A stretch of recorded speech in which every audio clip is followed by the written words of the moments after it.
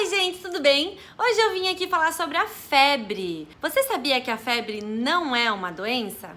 Que você não precisa tentar baixá-la a todo custo no instante em que ela aparece? Você sabe o que é um ciclo febril e sabe como ajudar o corpinho do seu filho a fazer esse ciclo completo? Se você quiser aprender um pouquinho mais sobre a febre e também sobre alguns óleos essenciais que podem ajudar a diminuir a febre, assista esse vídeo até o final e se inscreve no meu canal. O meu nome é Matiele, sou naturóloga e vim ajudar você a ter uma vida mais saudável. Em primeiro lugar, febre não é doença. Então, não se apavorem quando seu filho aparecer com febre. A febre é uma resposta do corpinho do seu filho ao agente agressor. Quer dizer que o corpinho do seu filho está combatendo um agressor externo ou interno. Por exemplo, um vírus, uma bactéria, um fator emocional, enfim. A febre aparece para combater alguma coisa. O que acontece se a gente tenta baixar a febre logo no instante que ela aparece? Ou, enfim, se a gente não deixa ela fazer o ciclo completo? A gente vai estar fazendo uma força contrária à força que o corpo daquela criança está fazendo para combater o inimigo. Ou seja, a gente está dificultando o processo de cura daquele corpinho. Então, gente, vamos aprender sobre o que é a febre e como que você pode ajudar. Um corpo saudável tem a cabeça fria e as extremidades quentes. Quando a criança tem febre, num primeiro momento, ela vai ter a cabeça muito quente e as extremidades muito frias. Então, o corpo aumenta a temperatura, porque o nosso sistema de defesa trabalha muito bem sobre altas temperaturas e o agente agressor, especialmente vírus e bactérias, trabalham muito mal sob altas temperaturas. Então, altas temperaturas podem matar aquele vírus ou aquela bactéria, enfim. Então, o corpo aumenta a temperatura e envia todas as nossas células de defesa, todos os nossos soldadinhos para combater aquele agente agressor. Paralelamente a isso, ele também tenta aquecer o nosso corpo. Ele utilizou o calor do corpo para enviar para a cabeça, mas ele também precisa manter as nossas estruturas vivas. Então, ele vai pegar mais energia na tentativa de aquecer além da cabeça todo o nosso corpo. O que a gente pode fazer para ajudar esse corpo a não precisar utilizar tanta energia para combater o inimigo? Ajudar ele a aquecer o corpo. Então, no primeiro momento em que a febre aparece, em que as extremidades, mãozinhas e pezinhos estão gelados, a gente ajuda o corpo a aquecer mãozinhas e pezinhos. Coloca 2 meias, coloca uma roupa bem quentinha, cobertor, aquece aquele corpinho. Não importa se tá um calor de 40 graus. Se a criança tá tremendo de febre, ela tá sentindo frio. Você vai aquecer o corpinho dela até que ele fique quentinho e que a criança comece a sentir calor, e então ela vai começar a transpirar. A hora que ela começou a transpirar, viva! É hora de ficar feliz. É sinal de que o corpo já atingiu o ápice, já atingiu o seu pico febril e começou um movimento de diminuir a temperatura. Agora sim, esse é o segundo estágio da febre. Agora a gente ajuda aquele corpo a mandar o calor embora. Então é a hora de tirar a roupinha molhadinha de suor da criança, dar um banho morno, colocar uma roupinha seca, mas mantém as extremidades quentes, tá? Agora sim, você pode fazer uma compressinha, um paninho na água e colocar na testinha, na tentativa de diminuir o calor da cabeça, né? Porque um corpo saudável, a cabeça está fria e as extremidades estão quentes.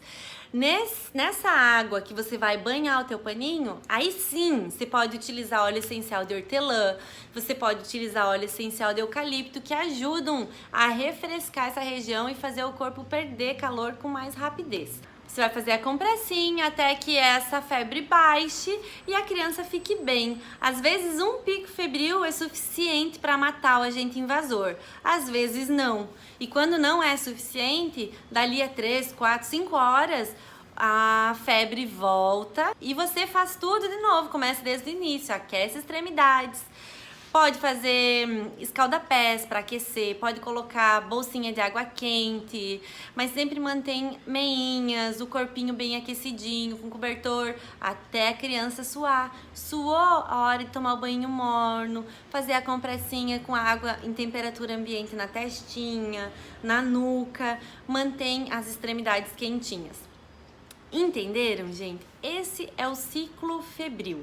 Ele serve para ajudar o nosso corpo a combater o agente invasor. Nesse primeiro momento, não adianta você levar a criança no pronto-socorro, não adianta se ligar para o pediatra, não adianta, porque não existe chance de se fazer um diagnóstico antes de, no mínimo, 24 horas de febre, tá? Então, assim, de 24 a 72 horas depois do aparecimento da febre, é que é possível fazer algum diagnóstico. É o tempo que alguns médicos dizem que demora para chocar aquela doença, né? Então, de 24 a 72 horas depois do aparecimento da febre, se a febre persistir, aí sim você agenda uma consulta, você vai fazer um exame clínico com o pediatra para ele te dizer qual é a origem daquela febre. E então, ao invés de você combater a febre, você combate a causa daquela febre. Mais uma coisa.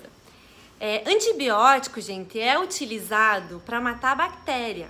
Vejo muitas pessoas fazendo assim: começou com a febre, dá um remédio para febre e logo depois um antibiótico, que é para não correr o risco de ser coisa séria, né? Já ouvi isso 1000 vezes, e cada vez que eu ouço isso eu tenho calafrios na espinha, assim, sabe? Gente, assim, ó, antibiótico é um tiro de escopeta, tá? Não existe motivo racional para você matar uma formiga com uma escopeta, tá? Então, assim, ó, parta pro antibiótico apenas se for caso de uma infecção de bactéria, que você já fez o exame, que você sabe, tem certeza que é uma bactéria. Não existe motivo para você envenenar o corpinho do teu filho sem razão. E eu posso falar com bastante propriedade em envenenar o corpinho do seu filho, porque se você ler a bula do antibiótico, você vai saber do que eu tô falando, tá? O antibiótico é um medicamento bem forte e é por isso que ele mata a bactéria.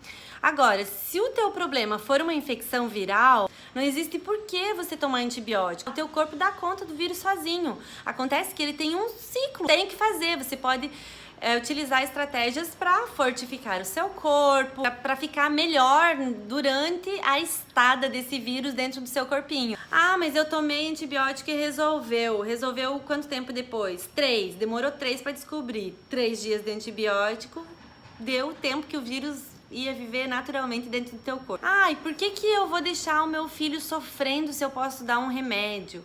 Ai, remédio serve para isso mesmo, para não deixar as crianças sofrerem. Gente, para tudo, tá? Em primeiro lugar, o sofrimento faz parte da vida. O que tá acontecendo com o corpinho do seu filho não é algo ruim, é algo positivo. Ele tá aprendendo a combater um agente estressor.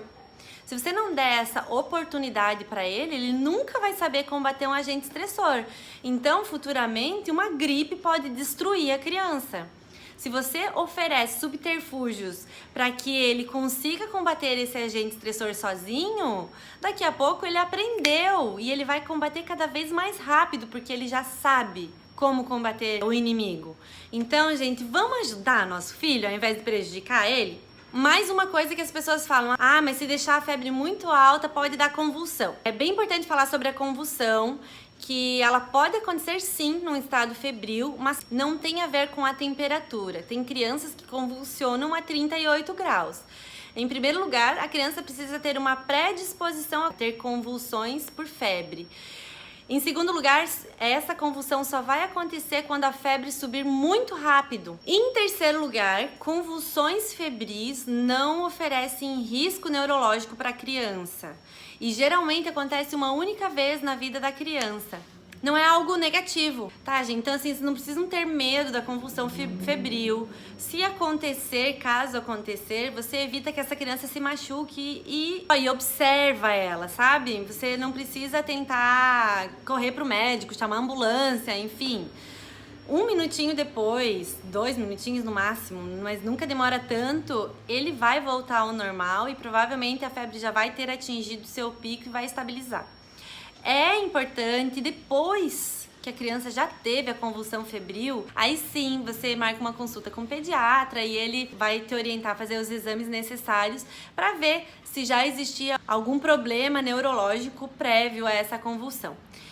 Crianças que têm algum tipo de problema neurológico podem apresentar com frequência convulsão febril, tá? Mas uma criança sem problema neurológico, 90% das vezes não apresenta mais de um evento de convulsão febril.